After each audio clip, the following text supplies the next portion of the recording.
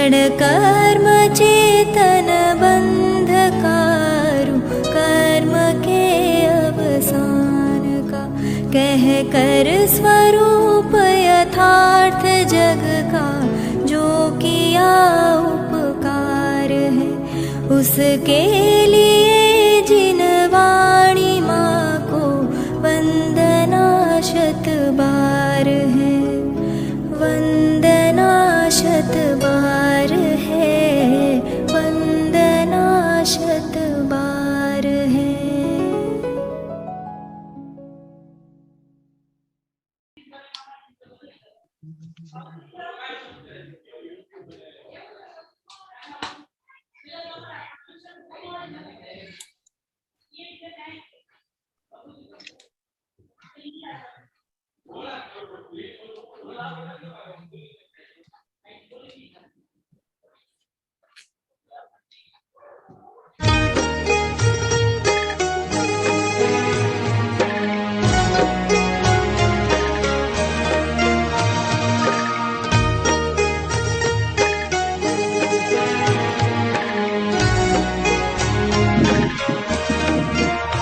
षड्वाद नय षट द्रव्य गुण पर्याय और प्रमाण का, जड़ कर्म चेतन बंध का अरु कर्म के अवसान का, कह कर स्वरूप यथार्थ जग का जो किया उपकार है, उसके लिए जिन वाणी माँ को वंदना शत बार है, उसके लिए जिन वाणी माँ को वंदना शत बार है, वंदना शत बार है, वंदना शत बार है।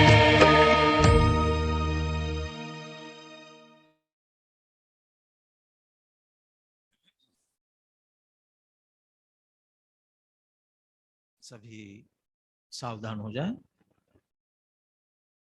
मंगलाचरण प्रारंभ करते हैं। जय श्री ओम नमः सिद्धेभ्यः, नमो अर्हन्ताणं, नमो सिद्धाणं, नमो आयरीयाणं, नमो भुवज्झायाणं, नमो लोये सव्वसाहुनं। मंगलम भगवान वीरो, मंगलम गौतमो गणी, मंगलम कुंद कुंदाद्यो, जैन धर्मोस्तु मंगलम। सर्वमंगल मांगल्यम सर्वकल्याणकारकम, प्रधानम सर्वधर्माणां जैनम जयतु शासनम्। वंदितु सौवसिद्धे धुवमचलमणोवमं गदिं पत्ते, वोच्छामि समयपाहुड निनमो सुद केवली भणिदम्। नमः समय साराय स्वानुभूत्या चकासते, चित्स्वभावाय भावाय सर्वभावान्तरच्छिदे। अनन्तधर्मणस्तत्त्वं पश्यन्ति प्रत्यगात्मनः, अनेकान्तमयी मूर्तिर्नित्यमेव प्रकाशताम्।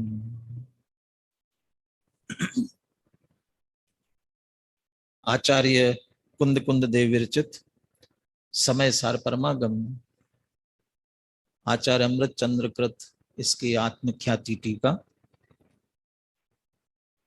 हम मूल के आधार से सार समय सार का ग्रहण करने का प्रयास कर रहे हैं।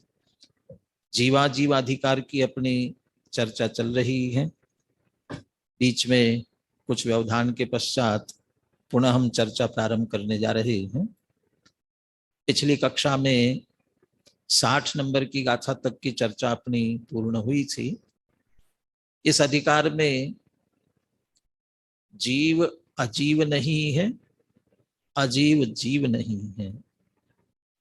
जीव जीव है, अजीव अजीव है। ये बात कहना क्यों पड़ रही है? क्योंकि जीव का जो वास्तविक स्वरूप नहीं जानते हैं और किसी न किसी अजीव को जीव मानते ही मानते हैं। तो वास्तविक जीव का स्वरूप क्या है? और वह भी विशेषकर ग्रंथादिराज समय सार के संदर्भ में। क्यों समय सार के संदर्भ में कोई जीव अलग होता है? कि हाँ, समय सार के संदर्भ में जीव बस वही है जिसका लक्ष्य, जिसका आश्रय, जिसकी श्रद्धा करने पर सम्यक दर्शन ज्ञान चारित्र रूप मुक्ति का मार्ग प्रकट हो सकता है। जैसे गुरुदेव श्री की भाषा में कहे तो दृष्टि का विषय है, ध्यान का ध्येय है। और यदि नयों की भाषा में कहा जाए तो जो परम शुद्ध निश्चय का विषय है, परम शुद्ध निश्चय का विषय, ऐसा जो शुद्ध आत्मा वह जीव है। उसके अतिरिक्त वास्तव में और किसी को जीव के रूप में स्वीकार नहीं किया जाता।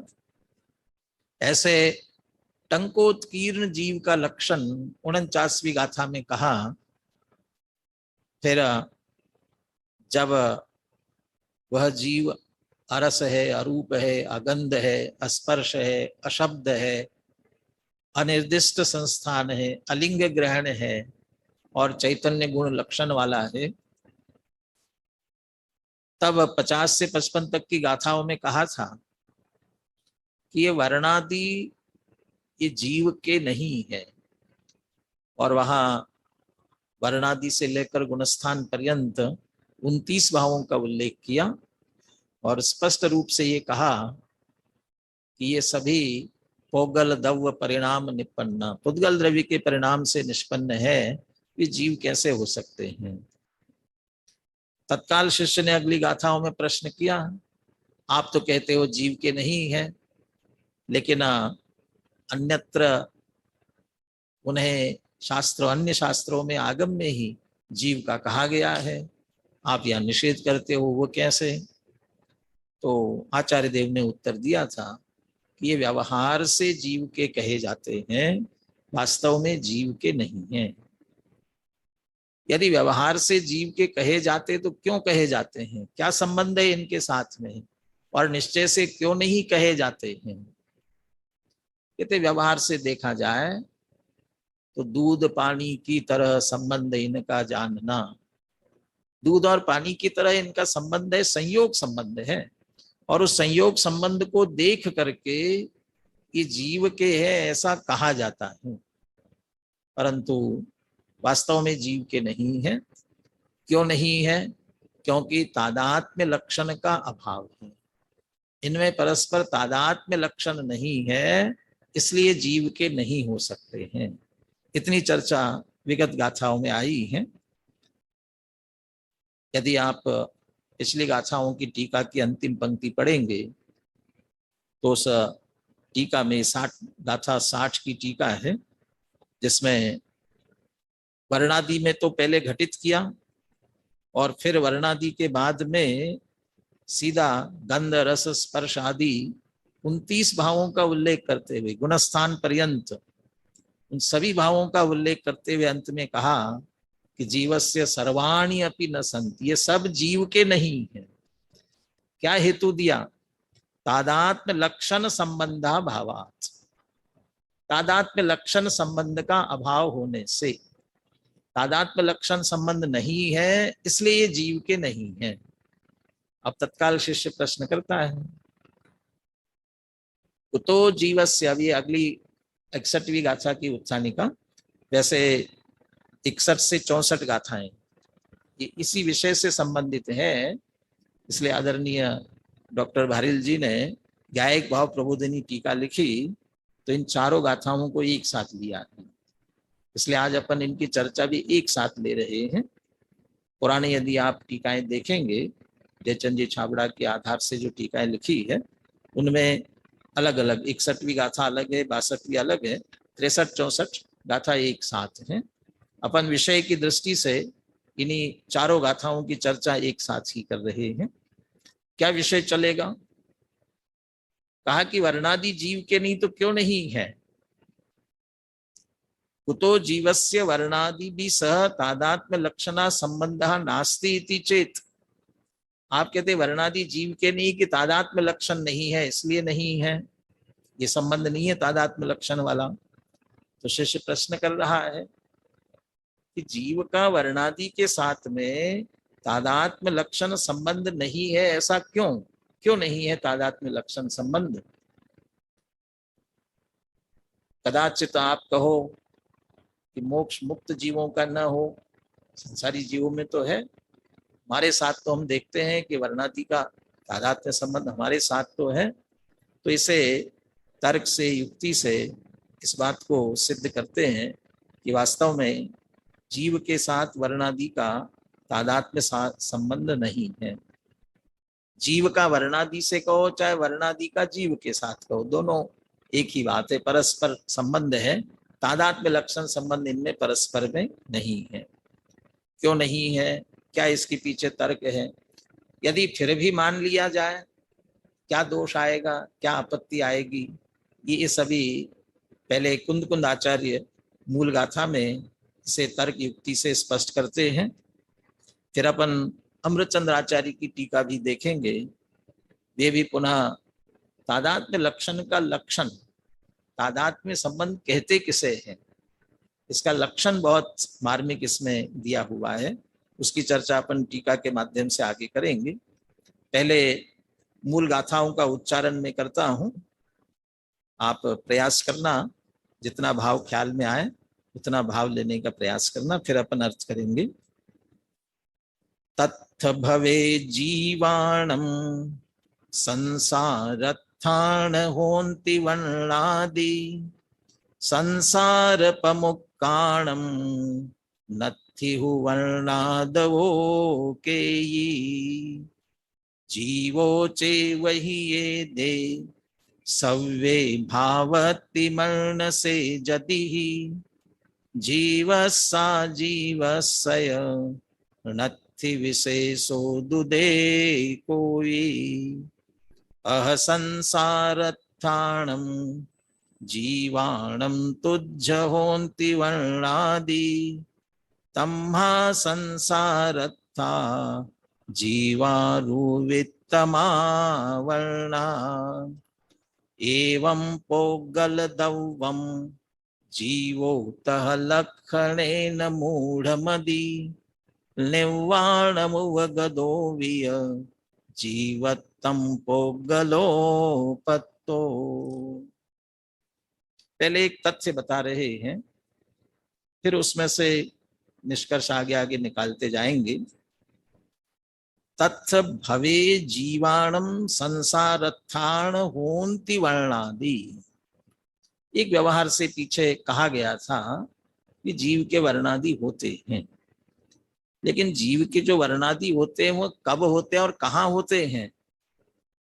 संसारत्थान जीवाणम, संसार में स्थित जो जीव है उनके वर्णादि होते हैं। और उसके पहले लिखा कि तत्थ भवे, तत्थ भवे माने वो जब संसार अवस्था में है, जब वह भव में है, संसार अवस्था में है तब। जैसे आचार्य ने तत्त भवे का अर्थ किया विवक्षित भव और अविवक्षित भव। विवक्षित का मतलब वर्तमान भव। यदि हम वर्तमान भव देखते हम संसार में हैं, या भूतकाल के हमारे भव निकल गए और भविष्य में अभी संसार अवस्था के जितने हमारे भव होंगे हम संसार में स्थित हैं। तो जो जीव संसारी है, ऐसे संसार में स्थित जीव के संसार दशा में भवे कौनती वर्णादि, वर्णादि होते हैं। वर्णादि का संयोग होता है, इस कारण जीव के वर्णादि कहे जाते हैं। संसार में स्थित जीवों की ही क्या बात करें, तीर्थंकरों के भी वर्णादि कहे जाते हैं ना। दो गोरे, दो सांवले, दो हरियल, दो लाल, शेष कंचन वरण है, मैं वंदू तिहूं काल। तो ये गोरे हैं, दो सांवले हैं, इस तरह तीर्थंकरों के वर्ण की भी बात आती है, वे भी संसार में हैं।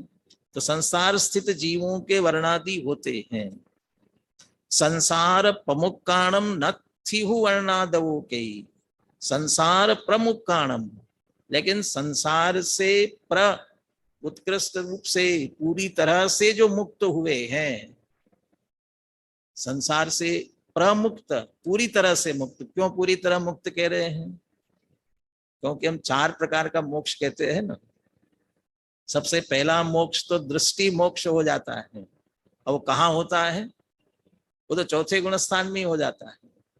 जब श्रद्धान में आ गया, और उसके लिए स तो मुक्त ही वह देह से भिन्न चैतन्य स्वरूप आत्मा जिनकी दृष्टि में आ गया, वह उसके तो मुक्त ही हुआ, दृष्टि की अपेक्षा, श्रद्धा की अपेक्षा। और जब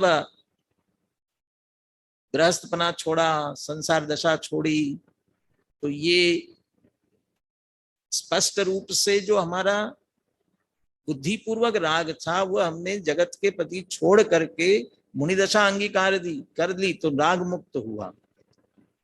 और जब जन्म मरण से रहित अरहंत दशा प्रकट कर ली, तो जन्म मरण से रहित होने के कारण से जीवन मुक्त कह दिया। और जब सिद्ध दशा प्रकट की, तब इस देह से भी मुक्त हो गए, 8 ही प्रकार के कर्मों से मुक्त हो गए, प्रमुक्त। अब वहां पर किसी प्रकार से ही जड़ पुद्गल के साथ संबंध नहीं रहा, प्रमुक्तानम। पीछे जब ये पथिक लुटता देख कर पथ लुटता जग जन कहे, ये उदाहरण लिया था। क्यों? पथ रास्ता तो लुटता नहीं है, लुटते तो पथिक है, लेकिन वो पथ लुटता ऐसा क्यों कहते हैं? क्योंकि जब वह पथिक लुटता है, तब वह उस पथ पर स्थित है। तात स्थित ये शब्द थे संस्कृत में, क्योंकि वहां स्थित होने से वह उस पथ पर स्थित है, इसलिए पथ लुटता है, ऐसा कहा गया। ऐसा ही ये वर्णादि जीव के क्यों कहे गए?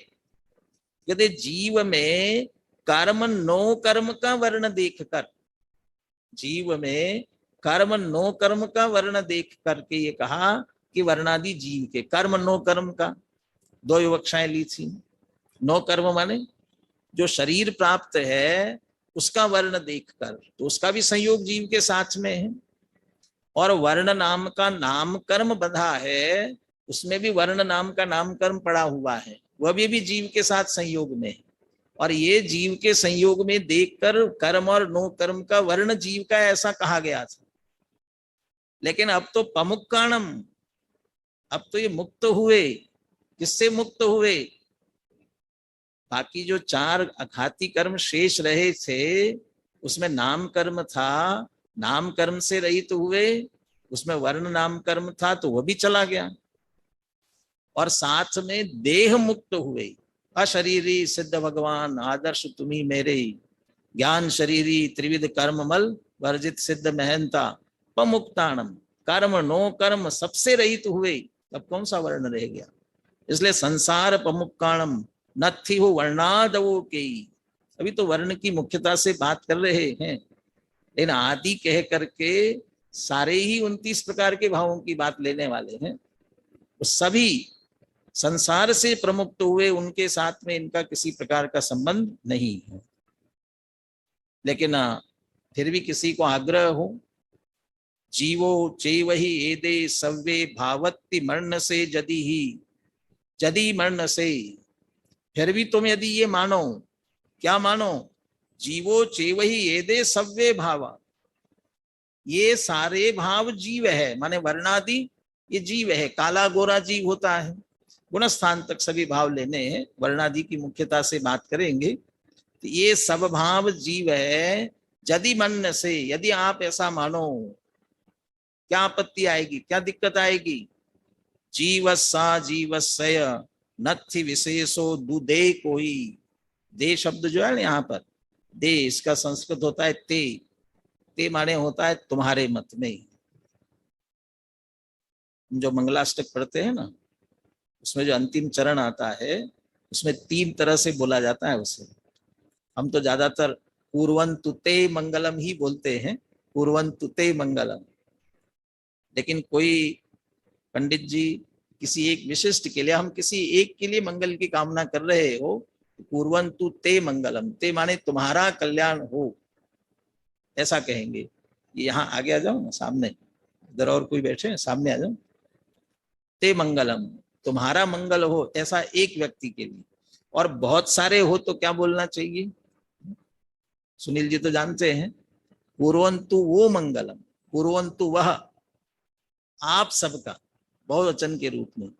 और यदि हम अपने लिए बोल रहे हो तो हमें बोलना चाहिए कुर्वन्तु मे मंगलम। और यदि हम बहुत सारे मिलकर के अपने लिए, किसी दूसरे के लिए नहीं बोल रहे हैं, तो क्या बोलना चाहिए? कुर्वन्तु नः मंगलम, हमारा कल्याण हो वे सभी का। ऐसे अलग अलग शब्दों का प्रयोग होना चाहिए। महावीर अष्टक में तो हमेशा महावीर स्वामी नयन पथगामी भवतु नः, तो हम सब समूह बोले तो भी, अकेला बोल रहे तो भी हम नः ही बोलते हैं।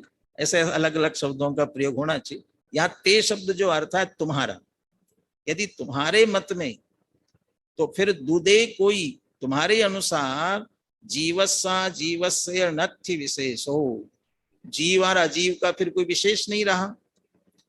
क्योंकि जो वर्णादि सीधा स्पष्ट कहाँ है, ये जीव के नहीं है। 50 से 55 तक की गाथा में क्यों नहीं है? पुद्गल द्रव्य परिणाम निष्पन्ना, ये पुद्गल द्रव्य के परिणाम से निष्पन्न है। और जो पुद्गल द्रव्य के परिणाम से निष्पन्न है उसे आप जीव मान रहे हो, तो वो तो अजीव है।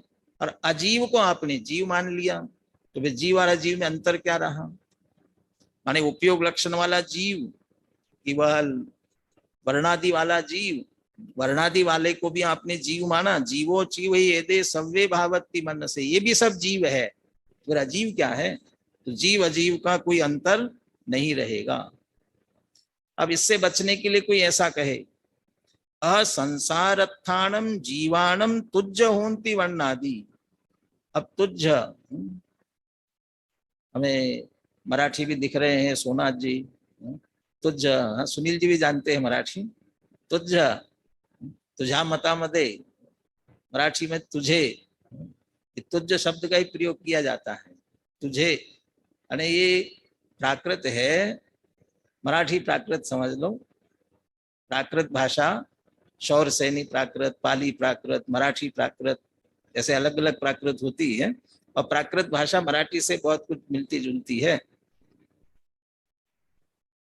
गोमटेश्वर बाहुबली की जो विशाल प्रतिमा, उसके नीचे जो लिखा हुआ है, मराठी भाषा का उद्गम भी वहां से मानते हैं। चामुंड राय करवी यले, ये प्राकृत से होते होते मराठी की तरफ आगे बढ़ी। तुझ क्या कह रहे हैं? अब ये कोई कहे तुम्हारा मत यदि हो, तुझ संसार अर्थाणम जीवाणम होन्ति वर्णादि, मैं अकेले संसार में स्थित जीवों के वर्णादि होते हैं, हम सभी जीवों के नहीं मानते। संसार अर्थाणम, यदि तुम्हारी मान्यता, तुझ तुम्हारे मत में ऐसा हो कि संसारी जीवों के ही वर्णादि होते हैं,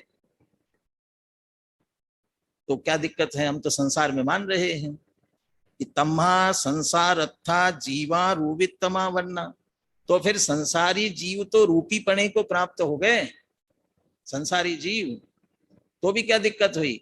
अरे जब संसारी जीव रूपी हो गए, तो रूपी हो गए का मतलब क्या? रूपिना पुद्गला, माने कौन हो गए कि पुद्गल हो गए, तो संसारी जीवों की बात कर रहे हैं ना।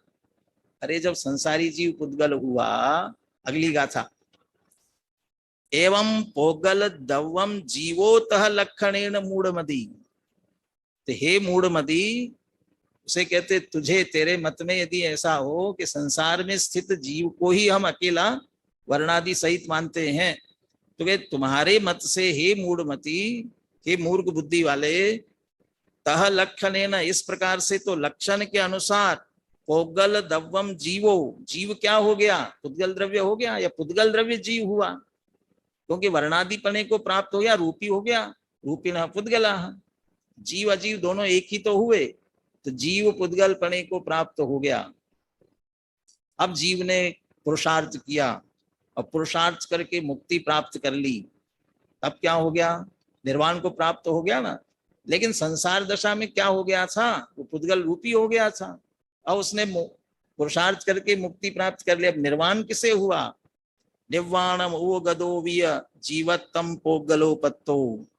फिर तो पुद्गल ही जीवपने को प्राप्त हो गया। अब चाहे मोक्ष में चला जाए, माने मुक्ति में जाने पर भी पुद्गल का ही मोक्ष हुआ कहना पड़ेगा, क्योंकि वर्णादि से तन्मय होने से वह संसार दशा में पुद्गल ही हो गया था।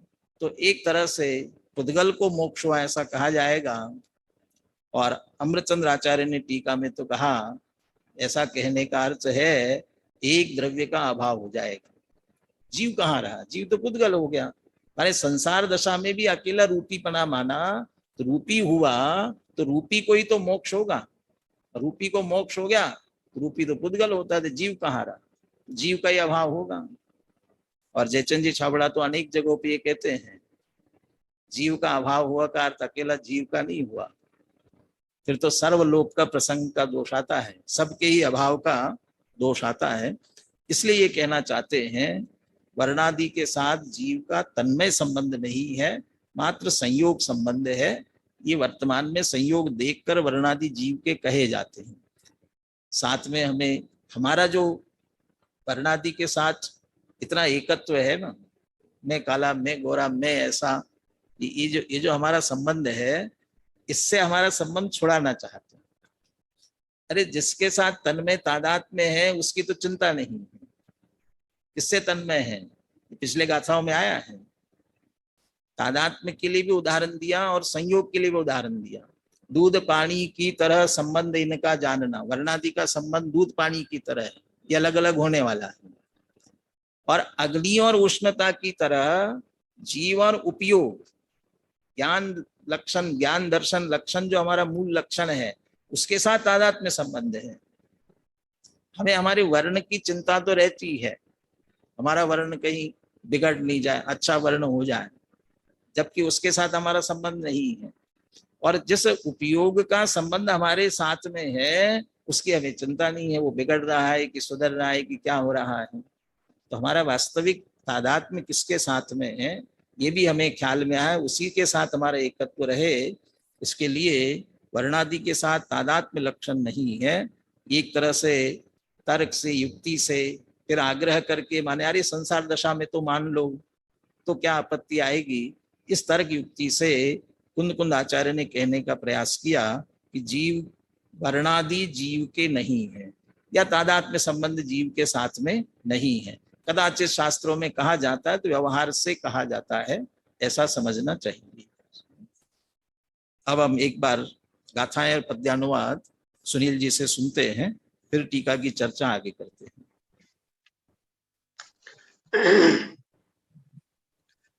तत्थ भवे जीवाणं संसार, आवाज नहीं आ रही सभी, संसार, यहाँ नहीं आ रही, बाहर जा रही सबको। आवाज आ रही भाई साहब? हेलो, हाँ आ रही, अब आ रही, बोलिए।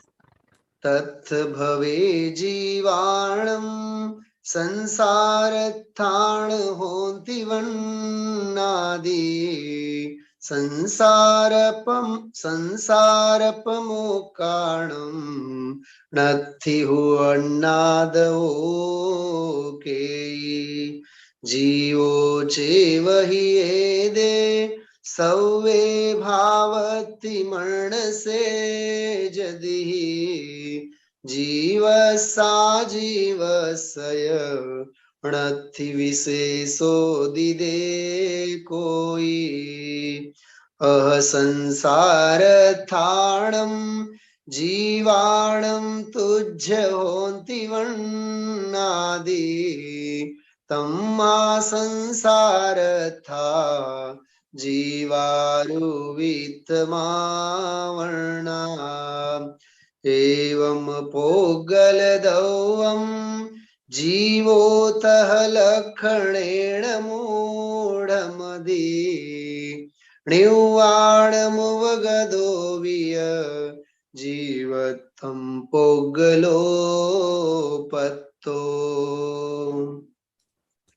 जो जीव है संसार में वर्णादि उनके ही कहे। जो मुक्त है संसार से वर्णादि उनके हैं नहीं। वर्णादिमय ही जीव है तुम यदि मानो इस तरह, तब जीव और अजीव में अंतर करोगे किस तरह।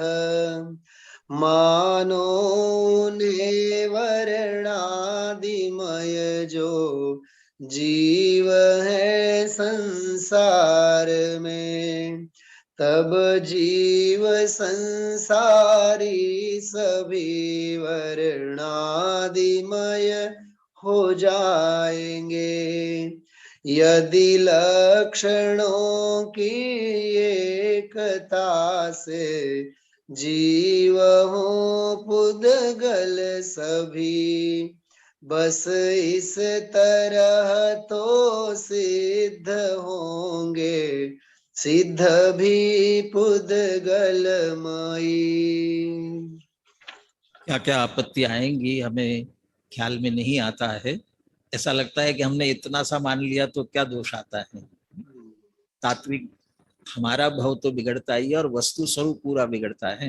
ये वस्तु स्वरूप से विरुद्ध हमारी मान्यता है।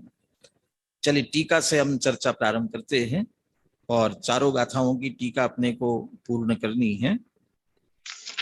सबसे पहले अमृतचंद्र आचार्य तादात्म्य लक्षण किसे कहते हैं, तादात्म्य लक्षण कहाँ होता है, ये बहुत सुंदर शब्दों में स्पष्ट कर रहे हैं। अब ये अमृतचंद्र आचार्य की शैली ये तो नहीं है कि हमने तादात्म्य लक्षण एक बार कह दिया इसलिए अब जहां जहां ऐसा आवे तो वहां वहां ऐसा ही समझना। जैसे आचार्य कहते हैं एक बार बता देंगे, कहेंगे फिर तादात्म्य की चर्चा जहां जहां आवे वैसा सब जगह ऐसा ही समझना। लेकिन अमृतचंद्र आचार्य ने की उसकी चर्चा भी सर्वत्र ऐसे ही समझ लेना चाहिए। देखिए, यत किल सर्वासु अपि अवस्थासु यदात्मकत्वेन व्याप्तम भवति तदात्मकत्व व्याप्ति शून्यम न भवति तस्य तैहि सह तादात्म्य लक्षणा संबंधः स्यात्। जो वास्तव में सारी अवस्थाओं में जिस भाव यदात्मकत्वेन व्याप्तम भवति, जिस भाव से व्याप्त होता है और वो भाव जिन भावों से सारी अवस्थाएं, उसकी सारी अवस्था, सारी अवस्था का मतलब, सारी अवस्था का मतलब भूतकाल में जितनी हो चुकी, वर्तमान की, भविष्य में जितनी होने वाली है वह सारी। और अवस्था के साथ साथ यदि हम प्रदेश भी लेवे ना, वो प्रदेश भी लेवे संपूर्ण में, संपूर्ण भागों में, संपूर्ण अवस्थाओं में, गुण की परिभाषा में जैसा कहा, तो जो सब में व्याप्त हो और अकेला अस्थि से नहीं, नास्ति से उसे पक्का करते हैं, और उस भाव की व्याप्ति पने से कोई भी अवस्था शून्य ना हो, माने कोई एक अवस्था छूटनी नहीं चाहिए। हाँ, एक अपवाद में छूट गई तो क्या हो गया, नहीं चलेगा। माने सारी अवस्थाओं में व्याप्त होता ही है और कोई भी एक अवस्था उसकी व्याप्ति से रहित नहीं होता। तो जो भाव इतना जिसके साथ संबंध रखता हो उस भाव का उसके साथ तादात्म्य लक्षण समझ लेना। हमें भी ये समझ लेना चाहिए मेरा क्या, हम मेरा मेरा करते हैं ना, मेरा क्या, हम ऐसा कहते भी है, मेरा सो जावे ही नहीं और जावे सो मेरा नहीं। क्यों मेरा सो जावे नहीं? कि मेरी एक अवस्था को भी वो छोड़ने वाला नहीं है, और जावे सो मेरा नहीं का अर्थ यदि वो किसी एक अवस्था में मेरे छोड़ दिया है, चला गया, मेरा नहीं है। इसका तादात्म्य लक्षण वाला ही अपना हो सकता है। जो यत किल सर्वासु अपि अवस्थासु, सारी अवस्थाओं में यदात्मकत्वेन व्याप्तम भवति, जिस पने से व्याप्त होता है, और तदात्मकत्व व्याप्ति शून्यम न भवति, उस पने की व्याप्ति से वह व्याप्त न हो ऐसी कोई अवस्था नहीं होती है। उस भाव का उस द्रव्य के साथ में तादात्म्य लक्षण संबंध समझ लेना चाहिए। यहाँ पिछली गाथा में उदाहरण दिया था, इसलिए इस गाथा में उदाहरण नहीं दिया, अपन उसी उदाहरण लेके बात करें। जैसा अग्नि और उष्णता का अग्नि के साथ तादात्म्य संबंध है, ऐसा वर्णादि के साथ जीव का नहीं है। दूध पानी की तरह है, ये कह दिया था, लेकिन अग्नि उष्णता का अग्नि के साथ है, वैसा तादात्म्य लक्षण नहीं। अब घटित कीजिए इसी अनुसार। सर्वासु अपि अवस्थासु, अग्नि की कोई अवस्था हो, भूतकाल की जितनी अग्नियां हो गई, अभी हो रही है, भविष्य में होंगी, और सब जगह की, कहा जाता है कि हिंदुस्तान से पाकिस्तान में सब काम उल्टे होते हैं। तो हिंदुस्तान की अग्नि तो उष्णता से व्याप्त होती होगी, और पाकिस्तान में अग्नि जलती होगी तो वहां उष्णता व्याप्त नहीं होती होगी। सर्वासु अपि अवस्थासु, और कोई एकाध अग्नि की ऐसी अवस्था बता दो कि जिसमें उष्णता व्याप्त न हो, एकाध अवस्था, उसकी व्याप्ति शून्य हो गई। आप बता देंगे एक ऐसी अवस्था थी, एक ऐसी अवस्था थी अग्नि की, उसमें उष्णता नहीं थी। अरे भैया, उसका लक्षण ही उष्णता है, यदि उसमें उष्णता नहीं होगी तो उसको अग्नि कौन मानेगा, अग्नि कैसे होगी। इसलिए वह अग्नि, चूंकि उष्णता सारी अवस्थाओं में व्याप्ति है, और अग्नि की कोई अवस्था ऐसी नहीं होती वो उष्णता की व्याप्ति से रहित है, इसलिए उष्णता का अग्नि के साथ में तादात्म्य लक्षण संबंध है। अब यहाँ इसी तर्क के आधार से, इसी लक्षण के आधार से वर्णादि का पुद्गल के साथ तादात्म्य लक्षण संबंध सिद्ध करते हैं, और जीव के साथ नहीं है ये बात भी सिद्ध करते हैं। देखिए कैसे। ततः सर्वासु अपि अवस्थासु वर्णाद्यात्मकत्व व्याप्तस्य भवतः वर्णाद्यात्मक व्याप्ति शून्यस्य अभवतस्य पुद्गलस्य वर्णादिभिः सह तादात्म्य लक्षणा संबंधः स्यात्। सारी अवस्थाओं में वर्णादि आत्मक पना, वर्ण में, वर्णादि में पना, इससे वह व्याप्त होता है पुद्गल, और वर्णादि में पने की व्याप्ति से रहित ऐसा एक भी पुद्गल की अवस्था नहीं होती है। अब बताइए कौन सी अवस्था जिसमें वर्णादि पुद्गल की नहीं होती है। आप बताइए कर्म का वर्ण कौन सा होता है, ज्ञानावरण, दर्शनावरण, कर्म बन रहा है, इसका कौन सा वर्ण होता है। यदा हमें तो कर्म दिखते ही नहीं तो हम वर्ण कैसे बताएंगे। अरे हमें दिखाई नहीं देते हैं तो हमारे इंद्रियों की कमजोरी है। ये परमाणु तो इतना सूक्ष्म है, ये तो कर्म तो फिर भी स्कंद है, परमाणु तो सबसे छोटा, उसका वर्ण कौन सा है, तो हमारा विषय नहीं है। हमारे इंद्रियों की कमजोरी, हमारे ज्ञान की कमजोरी है, हमें दिखाई नहीं दे रहा है, इसका मतलब वहां नहीं है ऐसा नहीं है। पुद्गल की 6 प्रकार के पुद्गलों की बात करते हैं ना, भेद करते हैं। जब हमें जो दिखाई दे रहे इंद्रियों से स्थूल स्थूल स्थूल स्थूल सूक्ष्म ऐसे कुछ दिखते हैं, बाकी सूक्ष्म और सूक्ष्म सूक्ष्म होते हैं, इंद्रियों से पकड़ में नहीं आते, इंद्रियों के विषय नहीं है, इसलिए हमें दिखते नहीं है, लेकिन उसमें नहीं है ऐसा नहीं। तो पुद्गल की कोई अवस्था वर्णाद्यात्मक से रहित नहीं होती, और सारी अवस्थाएं वर्णाद्यात्मक पने से व्याप्त होती है। इसलिए पुद्गलस्य वर्णादि भी सह तादात्म्य लक्षणा संबंध स्यात्, पुद्गल का वर्णादि के साथ तादात्म्य लक्षण संबंध होता है। हम तो जीव की बात करें ना, तो जीव के साथ है कि नहीं है। अब वो कहने वाले ने तो ये कहा था संसार अवस्था में तो होता है ना, अब उसको लेकर के बात करते हैं। देखिए, संसार अवस्थायाम कथंचित वर्णाद्यात्मकत्व व्याप्तस्य भवतः, संसार अवस्था में कथंचित वर्णाद्यात्मक पने की व्याप्ति होते हुए, और दूसरे नास्ति भी लेनी है, वर्णाद्यात्मकत्व व्याप्ति शून्य से अभवतश्चापि जीवस्य, जीव की बात आगे लेने वाले, जीव की बात चल रही है। कैसा जीव? कि संसार अवस्था में वर्णाद्यात्मक पने की व्याप्ति होती है होते हुए और वर्णाद्यात्मक व्याप्ति से रहित न होते हुए। अब आप ऐसा भी बताइए कोई अवस्था संसार दशा में कि जो वर्णाद्यात्मक पने से रहित होती हो, वर्णादि नहीं होते हो, ऐसी कोई अवस्था संसार दशा में होती है ना। एक शरीर छोड़ा और दूसरा शरीर धारण करने जा रहा है, तब कहाँ है? यहाँ छोड़ दिया, दूसरा लेने जा रहा है। वो बीच की स्थिति विग्रह गति कहलाती है। तो वहां कहाँ है वर्णादि? कौन सा वर्ण है? अरे तब भी तेजस और कारमान वर्गनाएं चल रही है साथ में, दो शरीर साथ में जा रहे हैं, तेजस और कारमान। और तेजस और कारमान है, उसमें वर्ण है कि नहीं, उनका संयोग है कि नहीं।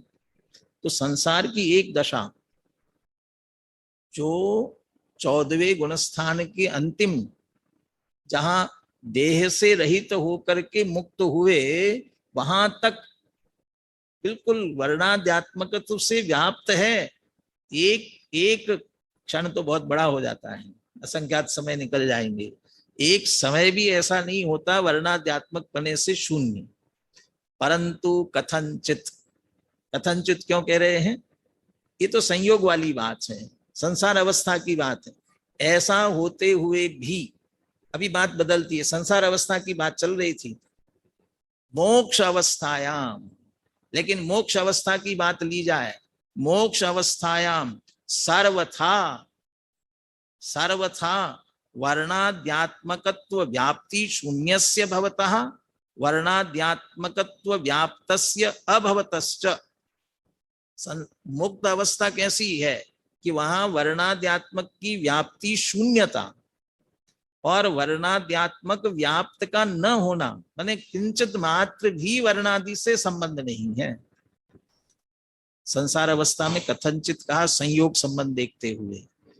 अब मुक्त दशा में कौन सा संबंध लगाओगे? कि सर्वथा, इसलिए किसी तरह से, सभी प्रकार से, न द्रव्य में, न क्षेत्र में, न काल में, न भाव में, कहीं पर भी वर्णाद्यात्मक से व्याप्ति शून्य है और वर्णाद्यात्मक व्याप्त पने का अभाव है। ऐसी वो मुक्त अवस्था जीवस्य वर्णादि भी स तादात्म्य लक्षणा संबंधा न कथंचना भी स्यात्। नहीं, लेकिन बात गलत है। दो अवस्थाएं हुई, संसार अवस्था और मोक्ष अवस्था। आपने संसार अवस्था में स्वीकार कर लिया, मोक्ष अवस्था में नहीं है, तो 50-50 मानना चाहिए। 50% संबंध है और 50% संबंध नहीं है, तो आधे आधी बात मान लो ना, आधी आधी स्वीकार करो। नहीं कह रहे हैं कथंचना भी न स्यात्, किसी तरह से भी संबंध नहीं है, किसी अपेक्षा। क्यों? क्योंकि हमने तादात्म्य लक्षण का संबंध ये बताया था, सर्वासु अपि अवस्थासु, सारी अवस्थाओं में रहे तो हम तादात्म्य मानेंगे। लेकिन संसार अवस्था में अकेला होता वो भी कथनचित है, किसी अपेक्षा कहा गया है। मोक्ष अवस्था में तो बिल्कुल नहीं है, तो सारी अवस्थाओं में व्याप्त नहीं हुआ, इसलिए तादात्म्य लक्षण नहीं कह सकते हैं। जो भी लोक में कुटुंबी जन, संसारी जन जो कहे जाते हैं, अपने अपने कहते हैं, ये कैसे हैं? है ना, अपने अपने है ना। तो सभी वैराग्य दिलाने के लिए ये कहते हैं भैया ये सब स्वार्थ के सगे हैं, स्वार्थ का संसार। जब तक स्वार्थ सत्ता है तब तक रहते हैं, तो अपने स्वार्थ के लिए हैं, और स्वार्थ नहीं होवे तो कहाँ रहते हैं, कहाँ टिके रहते हैं। और लोक में मित्र के लिए भी कहा जाता है, मित्र कौन होता है? अ friend in need is a friend Indeed. असली मित्र कौन होता है? अच्छे अच्छे में तो साथ रहे, और कोई बुरी दशा आवे हमारे ऊपर, कोई संकट आए और तब भाग के चला जाए तो सदा साथ दे तो मित्र कहलाए ना। अच्छे में रहे और बुरे में न रहे तो। लेकिन नहीं, सर्वदा ऐसा ही तादात्म्य लक्षण किसके साथ कहेंगे? सारी अवस्थाओं में, तो अकेले संसार अवस्था में नहीं। यदि वो तादात्म्य होता तो मोक्ष अवस्था में भी नहीं छूटता। और मुक्त दशा में वर्णादि, यहाँ वर्णादि की मुख्यता से कह रहे, लेकिन गुणस्थान तक के सारे भावों की बात है। इसमें से कोई भी भाव जीव के साथ नहीं रहता है, इसलिए उनका तादात्म्य लक्षण संबंध नहीं है। अब वो फिर कहता है तादात्म्य लक्षण हम पूरी तरह नहीं मानते हैं, लेकिन अकेले संसार अवस्था में मान लेते हैं, क्या दिक्कत है।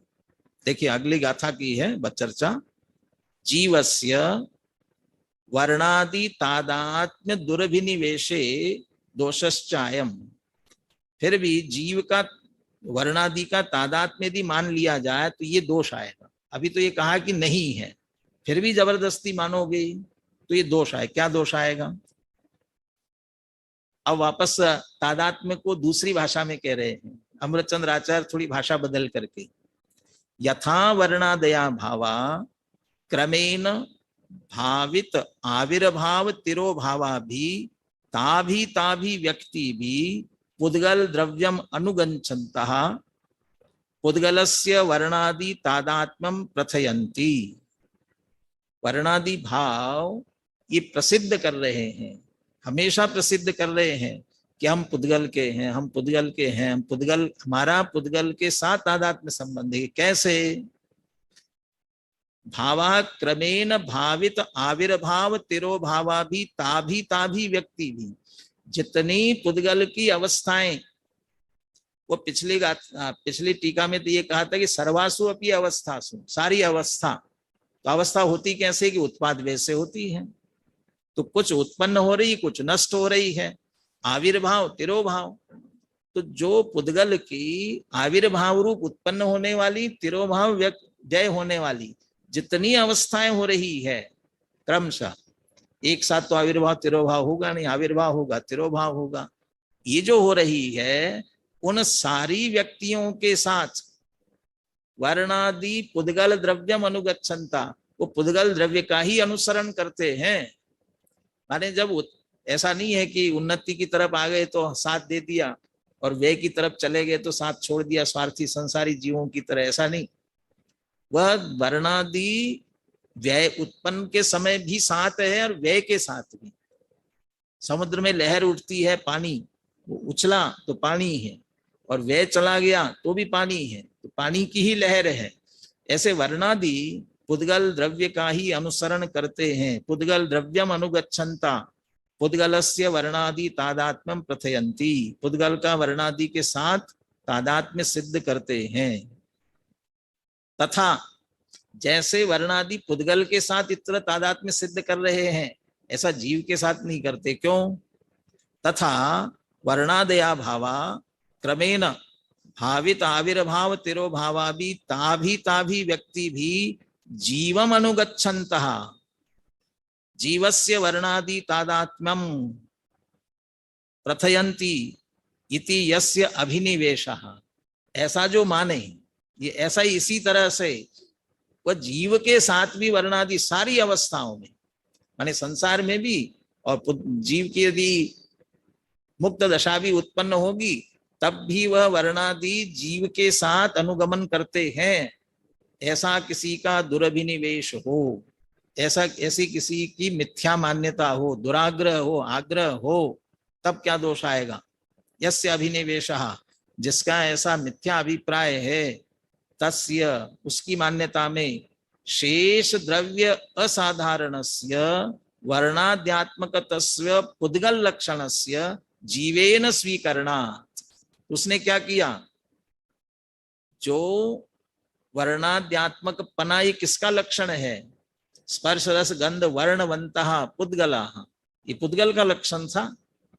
और आपने उस वर्णादि को जीव द्रव्यम अनुगच्छन्ता, वो जीव का अनुसरण कर रहा है, ऐसा कहा।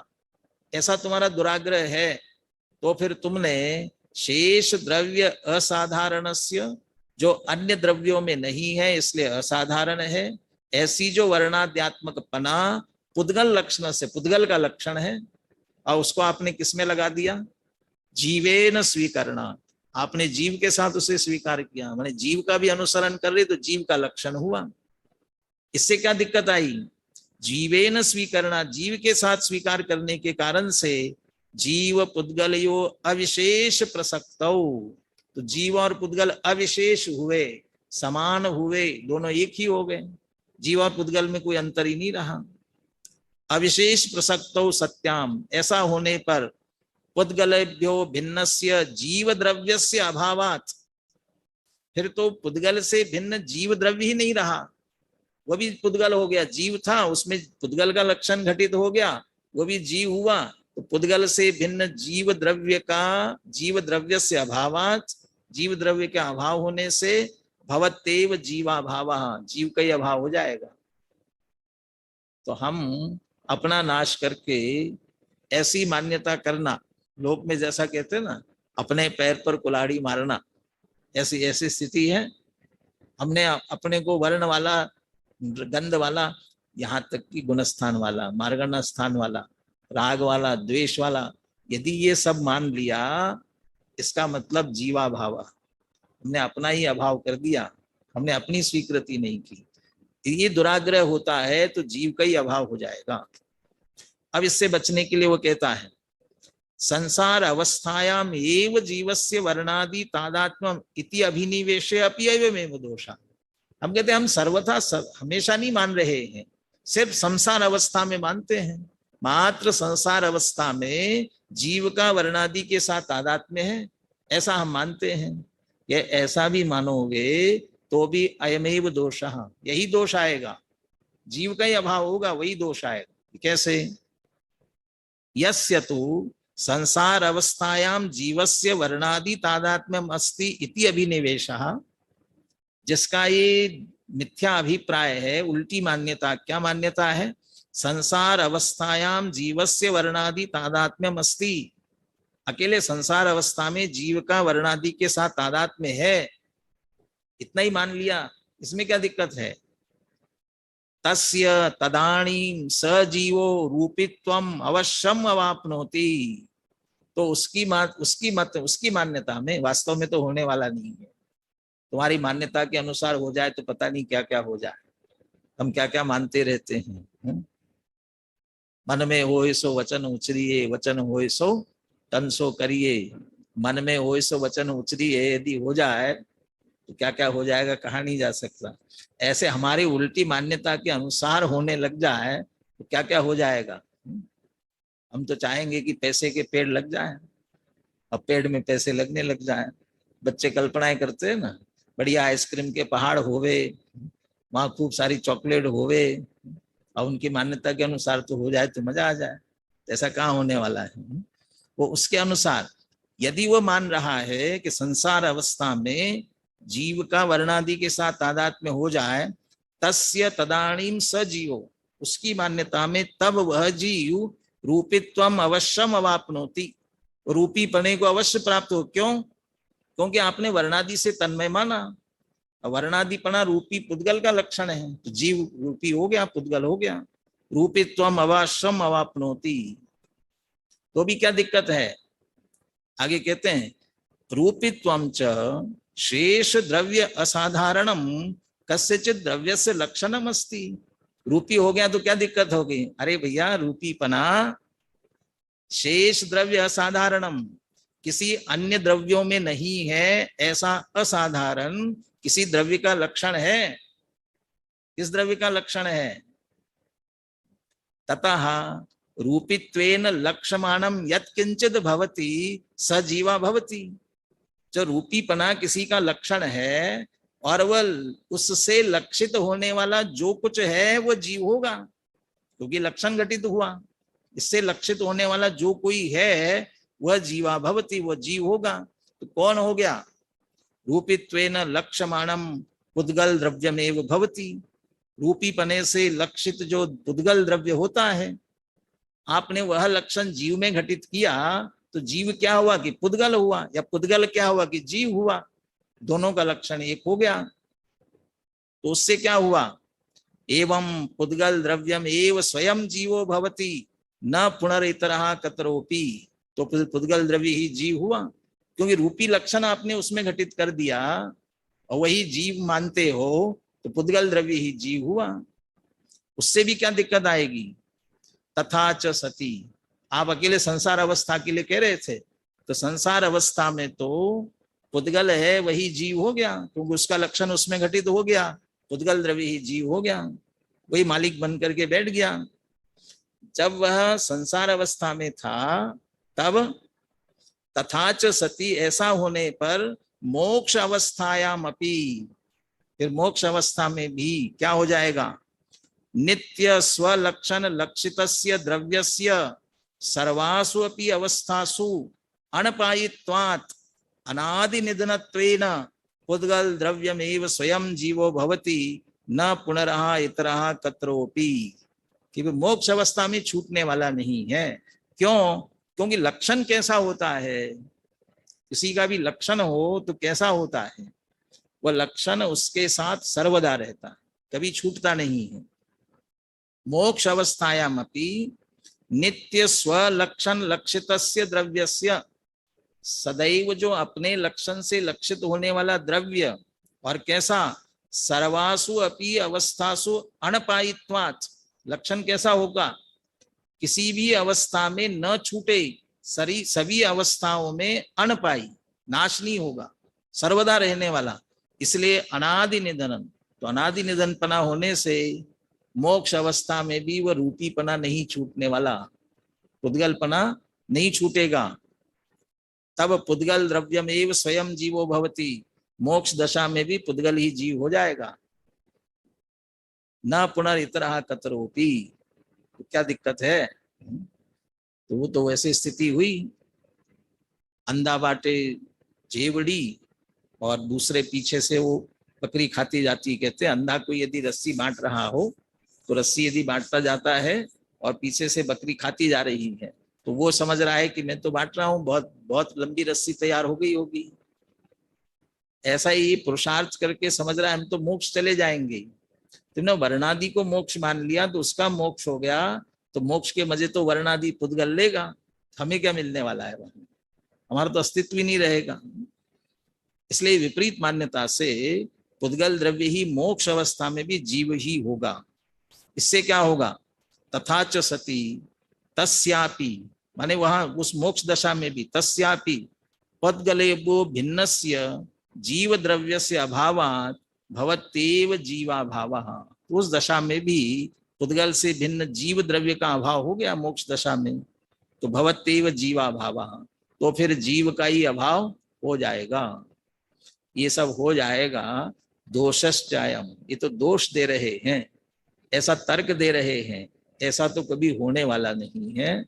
उल्टी मान्यताओं के अनुसार वस्तु स्वरूप बदलने वाला नहीं है। इन तर्क युक्तियों से ये कहना चाहते हैं कि जब होगा तब होगा, अभी तो हम मान लेवे, अरे जब होगा तब नहीं, वस्तु स्वरूप तो एक जैसा ही होता है, सर्वदा सर्वथा होता है। इसलिए हमारा लक्षण तो उपयोग वाला ही है, ज्ञान दर्शन वाला ही है, वर्णादि वाला नहीं है। और इसीलिए पीछे टंकोत्कीर्ण कहा था, ये तो टाकी से उकेरा हुआ लक्षण है, ऐसा ही है, इससे बदलने वाला नहीं है।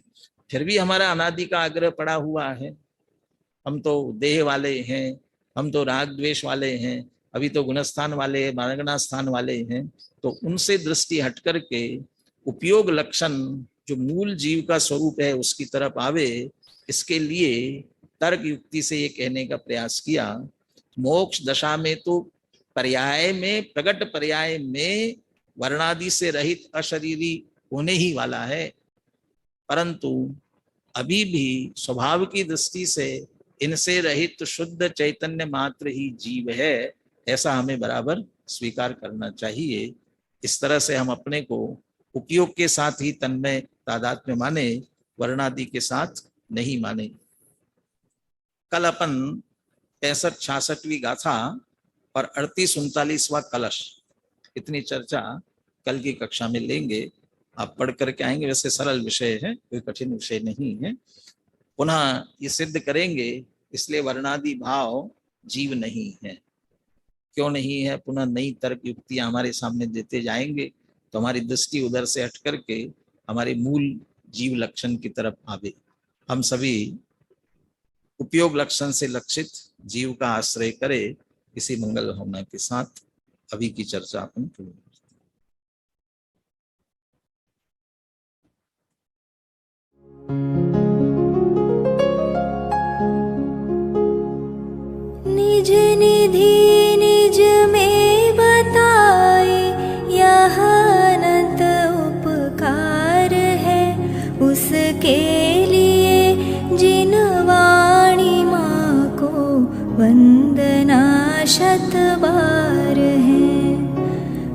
वंदना शत बार है, वंदना शत बार है।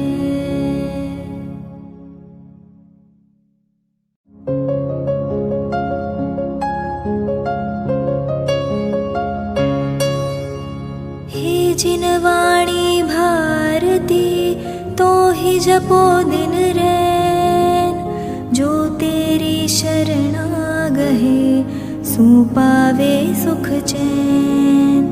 जावाणी के ज्ञान ते सूझे लोकालोक, सोवाणी मस्तक नवो सदा देत हो ढोक, सदा देत हो